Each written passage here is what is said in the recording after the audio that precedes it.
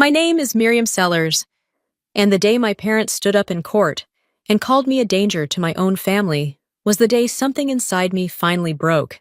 They didn't even look at me when they said it. Not my mother, who once swore image mattered more than truth. Not my father, who let silence do his cruelty for him. I thought betrayal had a limit. Turns out, it doesn't. It just keeps digging until it hits bone. And as the judge nodded along, pretending not to know them, I realized the hardest part wasn't losing their love. It was accepting they never intended to give me any in the first place. I stepped into the Sonoma County courtroom and immediately felt the imbalance pressing against my ribs. There was a heaviness in the air, as if the room had already taken sides long before I arrived. My parents sat at the plaintiff's table, dressed with the quiet confidence of people accustomed to admiration. They weren't tense, not even uneasy. They looked comfortable, almost pleased, as though this hearing were another community event where they controlled every name on the donor list. Their attorney spoke with the smoothness of someone who had practiced each accusation until it carried just the right amount of moral indignation. He painted me as someone who had maneuvered myself into my grandfather's trust, twisting circumstance into advantage. When he glanced toward the bench, Judge Eleanor Marsh returned a small, familiar nod to my mother, subtle, but unmistakable. They weren't strangers here. Jonah Reese stayed calm beside me, pen moving steadily across his legal pad, but the slight tightening at the corner of his mouth told me he saw what I saw. This wasn't a fair room. It was a stage.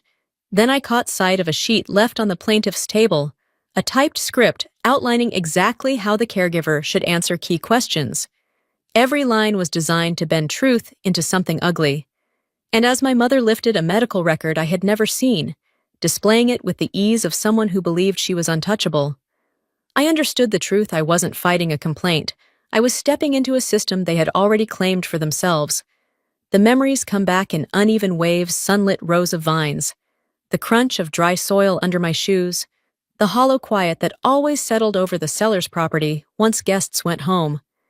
People in town saw our place as a picturesque legacy, the kind printed on postcards. But behind the vines and polished silverware was a house where affection was rationed, and attention arrived only when it made my parents look accomplished. Most afternoons I drifted between the trellises on my own, pretending the world beyond the vineyard hadn't shrunk to the size of their expectations. They filled our dinners with numbers, deals, and business gossip, barely noticing if I had spoken at all. It wasn't hostility, something colder than that. It was indifference. My father sat through every dismissive comment my mother threw my way. His silence a steady weight. I learned not to fight. Everett. Though he broke the pattern, he noticed me. He didn't speak to me like I was an accessory to their image. He taught me how to read the land the way some people read faces. He showed me how the vines bowed slightly when thirsty, how the soil darkened when rich with promise, how every harvest required listening more than controlling. Those lessons felt like the first language I ever understood fluently. One afternoon stands out, sharp as a splinter. I had wandered into the kitchen just in time to hear my mother arguing that selling the vineyard was the smartest step forward. She spoke as though the land were a burden she'd been forced to tolerate. Everett's reply came low and steady, firm enough to stop even her. Not every future is worth building if greed is the foundation.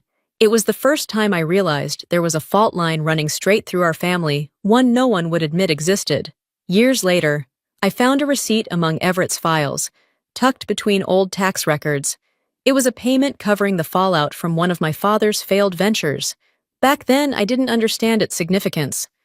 Now I know Everett had been cleaning up after my father long before the rest of us knew what that truly meant. It was the first breadcrumb leading toward the truth I'd eventually have to face. Everything changed the year the wildfire tore through the county. Everett weakened after breathing in too much smoke, and suddenly the man who carried himself with unshakable steadiness needed help with the smallest things.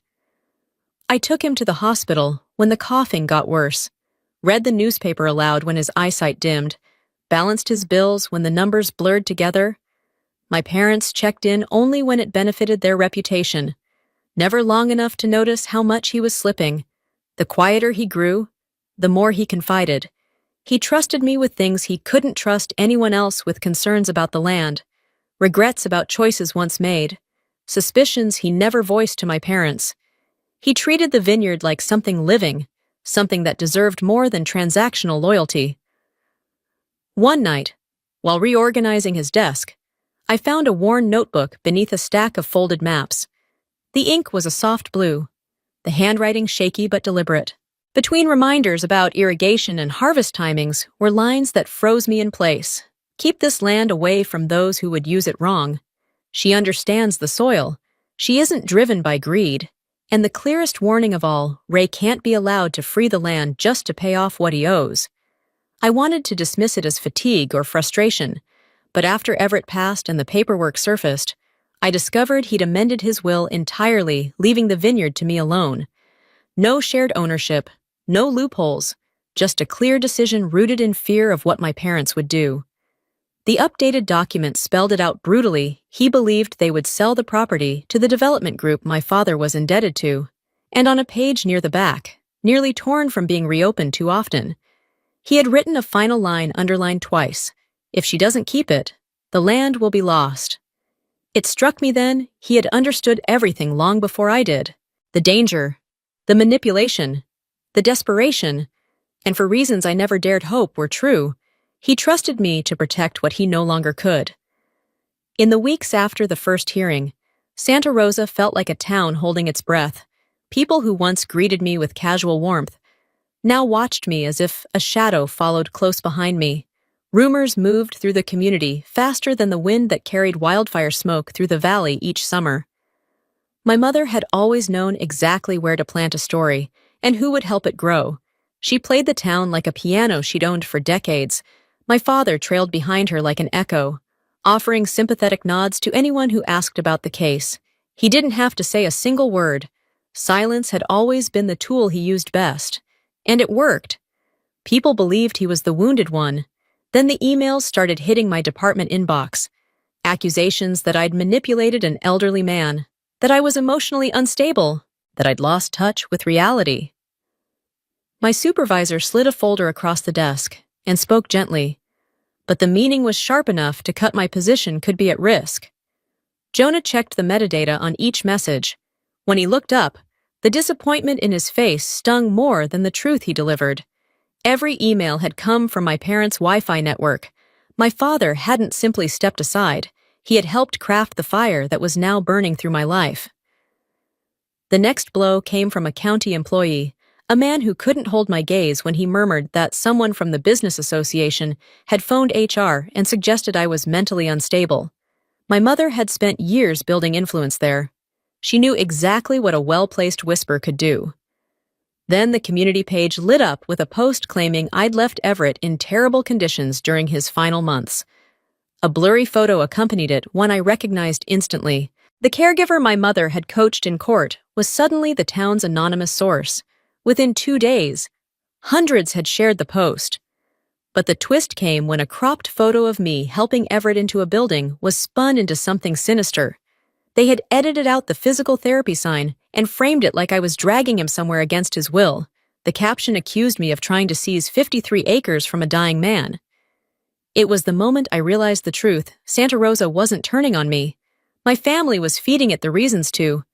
While I tried to stay upright beneath the weight of the town's judgment, Jonah worked with the ruthless patience of someone assembling a puzzle he already suspected was ugly. He dug through public records, scanned old campaign filings, and sifted through community archives most people forgot existed. The deeper he searched, the more the pieces pulled toward the same center. The first piece was a photo from a 2009 fundraising event. My mother and Judge Marsh standing shoulder to shoulder, smiling like longtime friends. The image had been wiped from the internet, but an old newspaper scan survived in the library archives. Their connection wasn't recent, it was rooted. Then Jonah found a supplemental donation of $8,000 made to an education fund tied to Marsh, small enough to avoid public scrutiny. But the account number matched one my mother used for local events. It wasn't just proximity anymore, it was financial alignment. What chilled me next was a photograph buried in a community brochure Marsh at a private gathering at our vineyard. standing in front of a barrel engraved with our family name. I'd been away at college then. I had no idea she'd ever been welcomed into our home. Jonah spread the evidence across the table, each sheet stitching a pattern neither of us could deny. When he finally spoke, his voice was low, steady, and terrifyingly certain. They didn't start this after Everett died. They prepared for it long before. The betrayal hit with a weight I felt in my bones. My parents weren't just coming for me. They had come for him years before he was gone. I went back to the vineyard that night because I needed a place that didn't look at me with suspicion. The town had turned me into a rumor, a headline, a warning. The vineyard was the only thing that still felt steady under my feet, but the moment I stepped out of the car, the air felt wrong, too still, too heavy, like something had slipped out of place. Then I heard its sharp, ugly snaps cutting through the dark. I raised my flashlight, and the beam shook as it hit the damage. Rows of vines lay sliced open, hanging like torn fabric. The irrigation lines were ripped apart. The soil churned up and streaked with the chemical smell of burned plastic. A thin trail of disturbed dirt led straight toward the back gate, one only my family knew existed. My hands trembled as I pulled up the security footage. The monitor flickered, then showed a hooded figure moving between the vines. The image was grainy, but the logo on the shoulder was unmistakable GRD Property Group, the same company that had tried to buy the land for years, always through my father. And the timing wasn't subtle. The break-in happened the night before the supplemental hearing, the one where they planned to argue I was incapable of maintaining the land. They didn't just want to discredit me, they wanted physical proof ruin the vineyard, then blame me for its condition. A day later, a former worker knocked on my door. He hesitated before admitting he'd been paid $200 to unlock the back gate. He claimed he didn't know what would follow, but the description he gave matched Martine, my father's longtime associate. It felt like the ground shifted under me. All my life I thought they barely noticed me. Now I understood they noticed me just enough to remove me. But the twist that chilled me most was buried in the footage. The intruder moved cleanly past one specific corner, the only blind spot where a camera had once been partially covered by a vine canopy Everett and I trained years ago. No outsider would know about that flaw, only someone who'd been close enough to learn the vineyard's skeleton. It wasn't random. It wasn't chance. Someone in my own family had shown them where to step. That night, standing in the ruins of what Everett built, I realized this wasn't about winning a case anymore. This was a full-scale attempt to rip the land out from under me. A few days after the break-in, I returned to Everett's old filing cabinet with a sense of urgency I couldn't explain. He kept everything: receipts, notes, ledgers, but he also hid things he didn't trust anyone else to touch. Buried beneath folders was a wax-sealed envelope, brittle at the edges. On the front, in his shaky handwriting, he'd written "Open when danger finds you." Inside was the truth he'd never spoken aloud, an amended will, one far more detailed than the version presented in court. And in it, Everett laid everything bare years earlier. My father had secretly used the vineyard as collateral in a failing development project. Everett had paid off the disaster himself to keep the land safe. If he hadn't intervened, the vineyard would have been seized long before he ever fell ill. There was also a list labeled "Those I Trust with the Land." My name was first. Below were longtime workers, a retired auditor, and a lawyer Jonah recognized immediately. Someone known for investigating GRD years ago. Everett hadn't been paranoid. He had been preparing. The last page hit hardest. A nearly torn note read, "Ray hid the debt. Denise will protect reputation above truth. If she gets the land, it will be sold." Jonah cross-checked the contract number in Everett's notes and confirmed the worst without the amended will and the payments Everett made. The property would already belong to GRD or the bank. I'd thought I was defending an inheritance. Now I understood the truth. I was defending the last thing Everett ever saved. The morning of the supplemental hearing carried a heaviness that clung to the air, as if the whole town sensed something was about to crack. When I walked into the courtroom, I felt none of the shaking dread that had followed me the first time, Jonah and I had spent months building a case strong enough to stand on its own legs, and for the first time, I felt it at my back like a steady hand. Across the aisle, my parents sat stiff and alert, their practiced confidence slipping into an expression I had never seen from them, fear wrapped in desperation. The attorney they hired tried to revive the same tired accusations that I had taken advantage of Everett, that I lacked the capability to manage land entrusted to me, that my emotions made me unfit. But his voice faltered the moment Jonah rose.